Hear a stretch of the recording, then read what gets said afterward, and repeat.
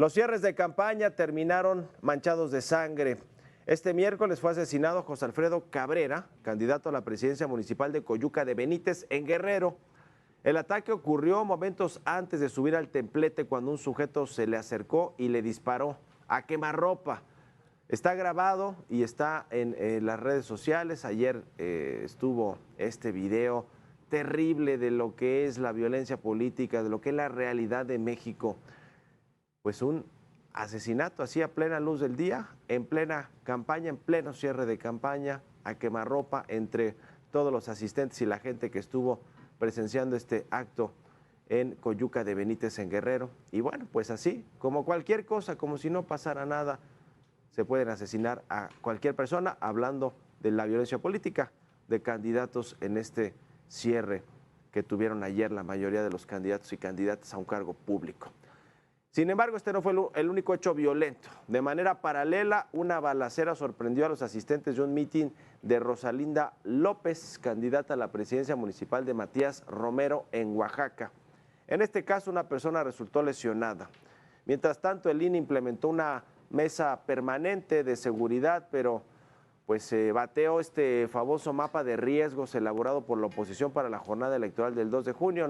No le da entrada el INE porque prefiere también lavarse las manos el Instituto Nacional Electoral con respecto a este tema de la seguridad. Todo el mundo se echa la bolita, dicen, pues ¿quién tiene que garantizar la seguridad?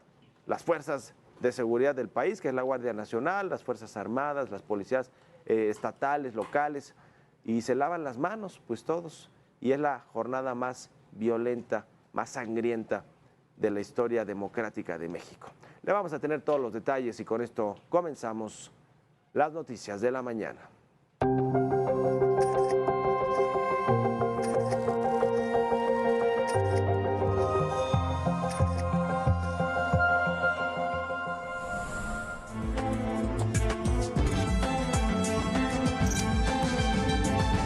Ruta 2024.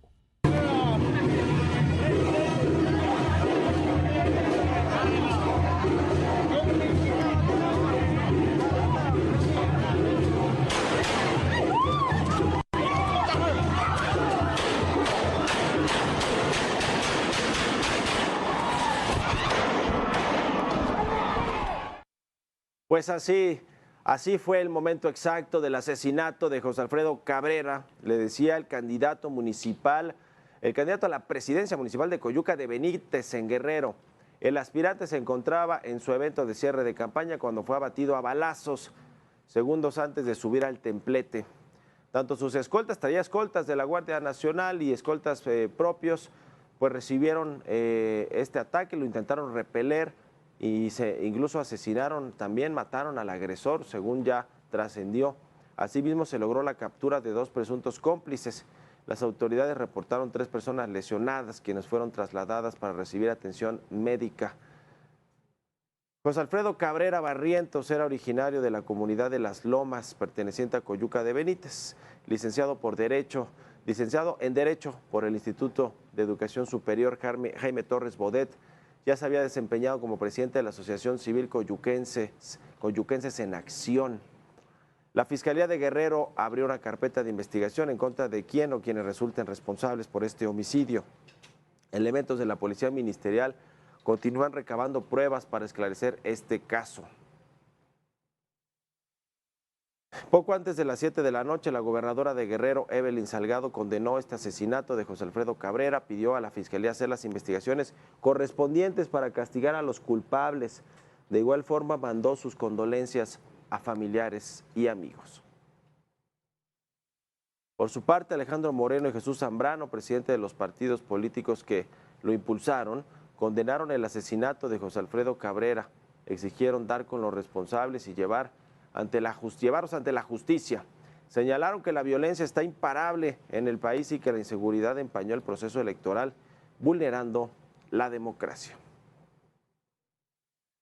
Y en el INE, Guadalupe Acosta Naranjo exhibió el homicidio del candidato de Coyuca de Benítez en Guerrero. Denunció que la oposición que es la que está poniendo a los muertos en este proceso electoral. Hace unos minutos acaban de asesinar a nuestro compañero José Alfredo Cabrera Barrientos, candidato en Coyuca de Benítez, en pleno mitin en pleno cierre de campaña, se acercó una persona, le dio un balazo en la cabeza y murió. No quiero decir mucho más, los argumentos se dieron hace rato. Alguna gente nos da consejos, nosotros estamos poniendo los muertos. Pero este no fue el único caso que se registró durante el cierre de campaña. Ya le decía que en el mitin de Rosalinda López García, la candidata a la presidencia municipal de Matías Romero en Oaxaca, ocurrió una balacera en este mitin. Los hechos sucedieron cerca de las 6 de la tarde en la explanada Cuatro Vientos. Así se vivió el momento. Disparos, disparos, disparos, disparos, están disparando aquí.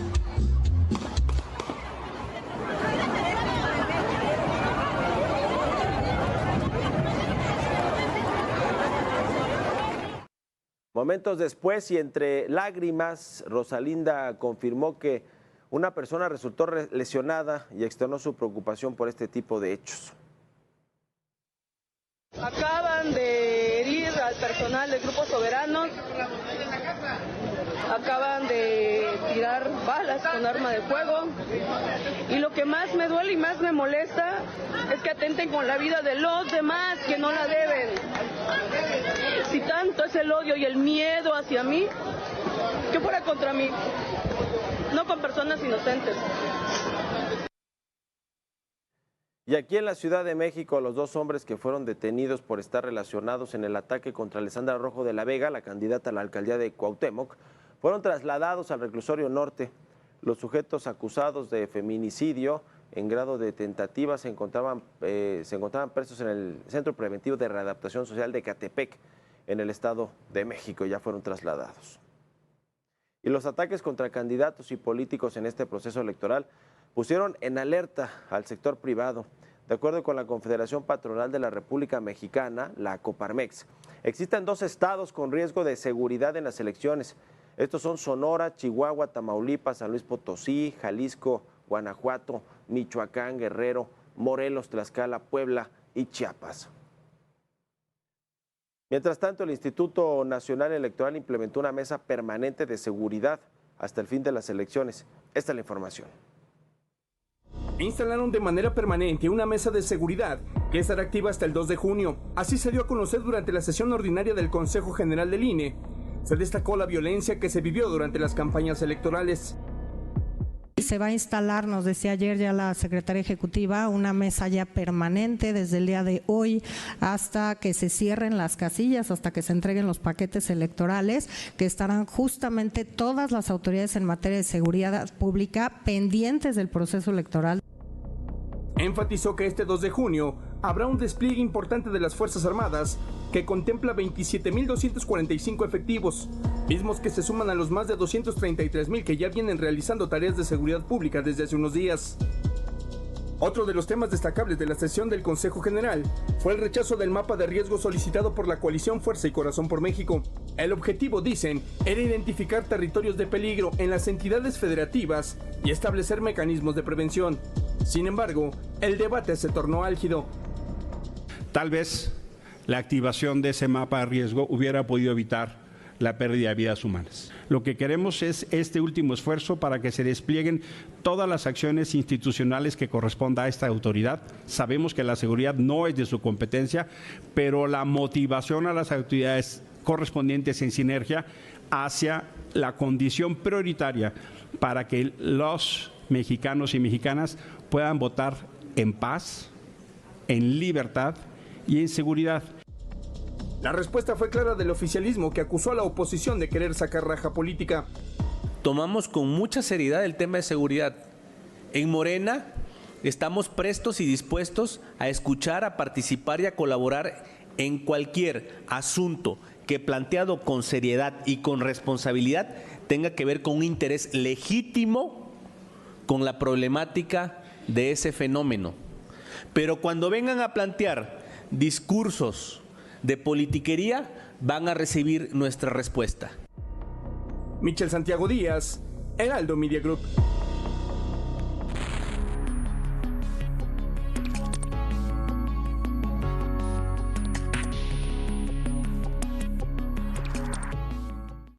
Este proceso electoral 2024 va a pasar a la historia no solo como el más grande de la historia democrática de México, sino como el más violento. Ya, de facto, es el proceso electoral más violento. Las cifras oficiales que discrepan con las que tienen organismos que también se han dedicado a observar este proceso electoral, pues nos hablan de que hay por lo menos 22 candidatos asesinados. Eso fue lo que comentó ayer en la conferencia de Palacio Nacional.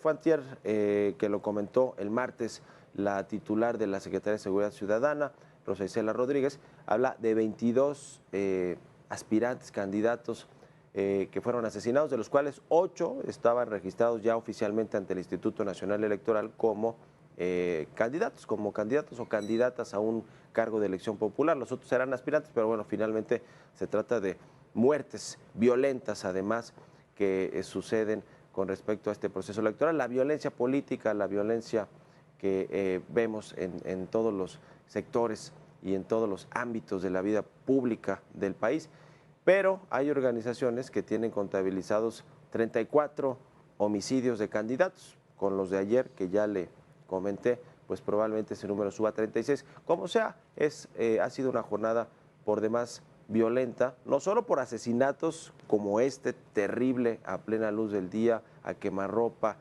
en contra de este candidato a la presidencia municipal de Coyuca de Benítez en Guerrero, sino que hemos visto, además de todo, amenazas, hemos visto cómo muchos candidatos y candidatas se han bajado de la contienda electoral por miedo, por amenazas, porque el crimen organizado está metido en todos los ámbitos políticos, en muchas ciudades o localidades del país, en alcaldías, presidencias municipales, y por lo que se ve ahora, pues como decía Guadalupe Acosta Naranjo, pues la carne de cañón normalmente termina siendo políticos de oposición, no solo es a los que han asesinado, también a políticos del partido en el poder, pero los partidos de oposición pues han sufrido más bajas, y quizá esto nos refleja que efectivamente el crimen organizado tiene que ver en algunos estados, localidades, alcaldías,